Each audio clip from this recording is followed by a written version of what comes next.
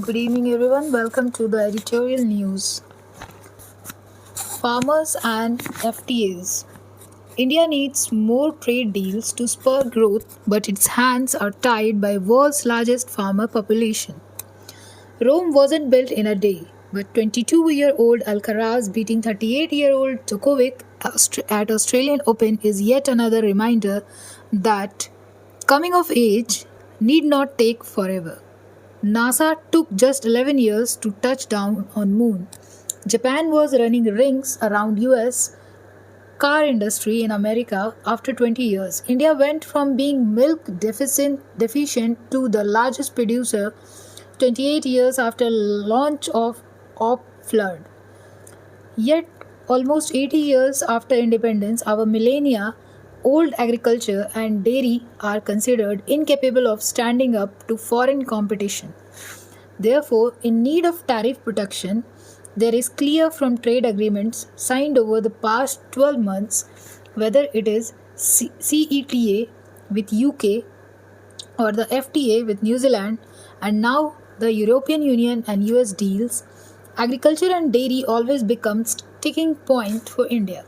It's no secret that ink on the deal with Trump would have dried early last year.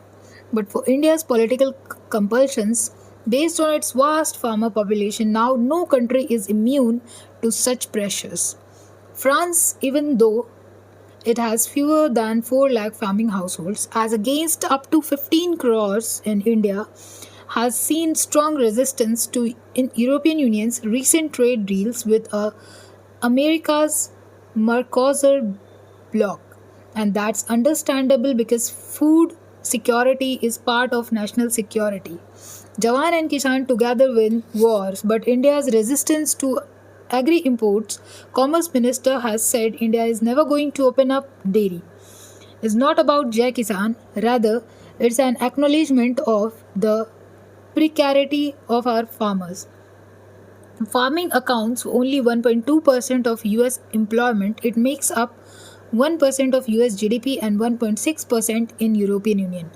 But it's worth 16.3% of India's far smaller GDP. Simply too many Indians are eking out a living on small, unviable farms. Why? For what of better and dependable employment? And because agriculture as a sector is growing far slower than the Indian economy, 4.4% versus 7.4%.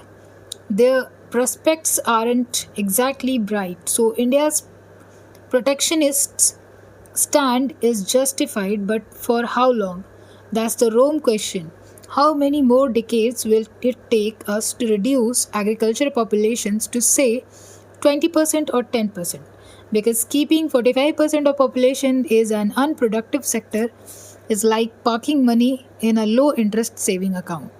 It's a waste of India's demographic dividend. India should show greater urgency to absorb farmers in the industrial workforce so that 10 to 15 years from now, every FTA does not seem like a threat to half the population's livelihood. Thank you for listening.